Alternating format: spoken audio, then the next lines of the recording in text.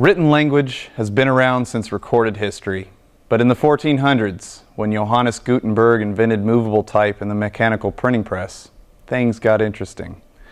Mass communication was born. Soon books and pamphlets began circulating information among those who could read, and literate people began to take advantage of the information available to them. You see, being literate was becoming the thing to do.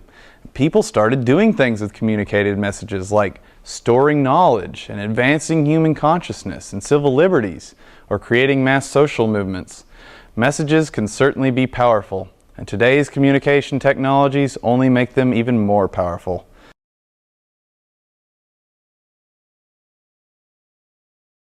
In today's world, messages are not just words and symbols anymore. They come in a variety of forms, from radio, TV, and film to the internet, cell phones, video games, and even clothing, to name a few. Not only do we have more and more forms of media to choose from, but they are more complex and constantly evolve, often combining elements of audio, video, and interaction. We can watch video or read news on our cell phones at almost any time from anywhere. We are constantly connected to information and each other in what some media theorists would call a hyperabundant state of media content. Our environment is so saturated with media that we are constantly exposed to messages whether we notice or not.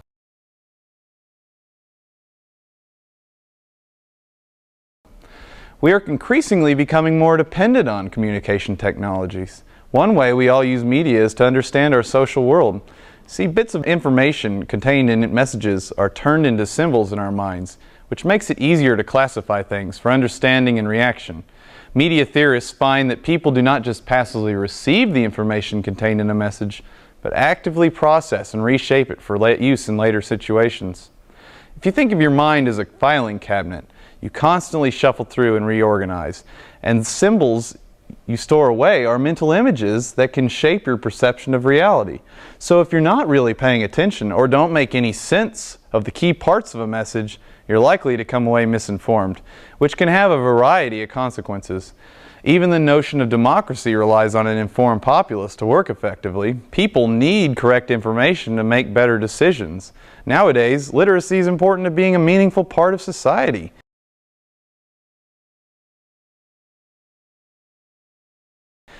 Then there's money. It makes the world go round, right? Advertisements are one of the most noticeable and perhaps more pervasive forms of media messages. We as consumers rely heavily on advertisements to obtain services and goods. Advertising informs us. It lets us know about bargains, entertainment, trends, while public service spots even warn us about dangers. Though obviously helpful in ways, it's important to consider some of the other things it does, like persuading you, shaping your attitude, while fostering a consumer culture and establishing standards of behavior and lifestyles. Ads work really hard to get you to feel like you need a product. Just keep in mind that they want your money. In fact, most messages you receive are sent for a purpose. Whether it is to inform, entertain, or persuade you, the bottom line is there's a reason that message was sent. To be able to fully understand messages effectively and to make better use of media, you should have a strong and broad perspective on things. This will allow you to think critically about the messages you receive, because there are implications you should be aware of.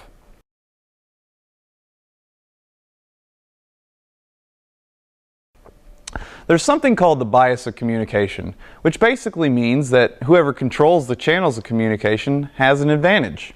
For thousands of years throughout human history, in the early empires of Egypt, Greece, and Rome, the power of the elite was primarily based on controlling knowledge contained in written form. And when paper was invented, it made writing portable and therefore more powerful. See, whoever controlled the knowledge controlled the people, or at least influenced the system. So with improvements in communication technology, and I think we've seen a few since then, the more powerful the mediums and the people who control them become.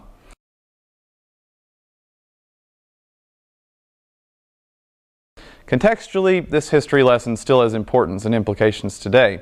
You see, in 1996, the United States deregulated ownership laws of mass media industry, which means that a single corporation could then own multiple sources of communication, where before they were very limited on what they could own, like only one television station and only one newspaper in a given market. Now it's a no-holds-barred free market, where the trend has been for bigger companies to buy smaller ones and become even larger. Today's conglomerate media companies form what media analysts call an oligopoly, where only a few of the major ones dominate the multimedia landscape. There may be more mainstream channels of information, but there are fewer owners and therefore fewer sources of influence. Huge media companies like Time Warner, News Corporation, Disney, or Viacom control or at least influence the information entertainment you use in your daily life, and most people don't even realize it.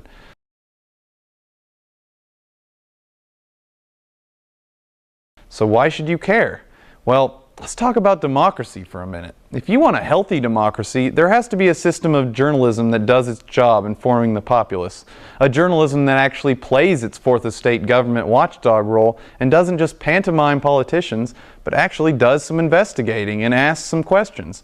Oftentimes, news these conglomerates produce has most of those properties we call journalism stripped away. They focus more on celebrities and puff pieces or sensationalism or politically biased commentary because that's what's profitable.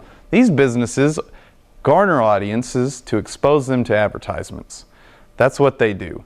These vertically integrated companies take advantage of promoting themselves from their very own multiple mediums. Imagine seeing an online ad on MySpace of a HarperCollins book by a Fox News TV and radio personality that gets rave reviews in the New York Post and the Wall Street Journal and is the basis of an upcoming made-for-TV movie on FX. This example of internal self-promotion is one reason they own all that stuff. The combinations and advantages of owning these various popular mediums are endless, and the influence of ownership is apparent, whether it's Disney's family values or News Corporation's conservative editorials.